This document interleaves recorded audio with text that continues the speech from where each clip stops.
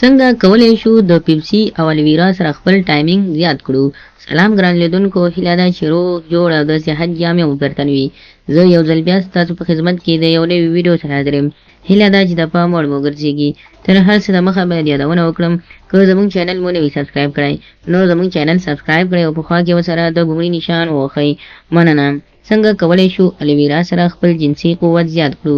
د الویرا سره او د هغې ترڅنګ پیپسي تاسو مکس کړئ او خپله نسخه داسې برابره کړئ.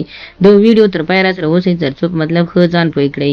هغه خلک چې په جنسي اړیکه کې ډېر کمزوري وي، یعنې داسې وي چې اکثره خلکو لپاره موږ ډېرې ویډیوګانې جوړې کړې خو دوی باندې مثبت تاثیر ونه کړ. د دې علت دا هم کېدلی شي چې دوی اکثره وخت کې یو ځل یا دوه ځله دوی دغه نسخه استعمال کړي، نو دوی وایي چې باید په یو ځل یا دوه ځله نسخه استعمال سره باید زموږ جنسي اړیکه قوي شي، بلکې دا د دوی ډېره غټه غلطي ده. دوی کولی شي دغه نسخه تر هر هغه څه چې موږ ویلي دي یا هغه ادب چې موږ تاسو ته ټاکلی دی باید ورسول شي.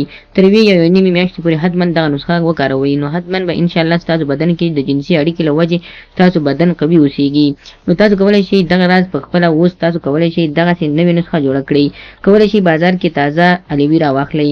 د ضرورت په اندازه الویرا مابین کې چې کوم هغه سریښناکه مایع ده تاسو به د الویرا سپینه کړئ او هغه مایع به ترې راوباسئ او میده به یې کړئ. په یو پلیټ کې به یې واچوئ. کله چې دا تاسو پلیټ کې واچوله نو دې سره به تاسو پیپسي ګډه کړئ. پیپسي چې کله تاسو مکس کړله که څه هم دغه بدمزه وي نو حتما تاسو کولی شئ تر 2 هفتو پورې د سحر لخوا استعمال کړئ. تاسو چې کله پیپسي استعمال کړه ورسره مکس مو کړه نو له هغه وروسته تاسو کولی شئ له دې سره تاسو لږه اندازه لیمو هم واچوئ د ضرورت په اندازه باندې. له دې وروسته تاسو کولی شئ چې یوه هګۍ بغیر له سپینو د هګۍ سپین به لرې کړئ او زیړ به یې مکس کړئ ورسره او دا به په کاشوغه سره وخورئ. تر 2 هفتو پورې حتما دغه ضرور او حتما داسې فرض عین وګڼئ چې تاسو دغه کار وکړئ. تر 2 هفتو پورې وکړئ. په 3 هفتې په شروع سره به انشاءالله ستاسو بدن کې حتما فرق راغلی وي. که څه هم ستاسو په بدن کې داسې فرق راشي چې تاسو به پخپله هم حیران پاتې شئ.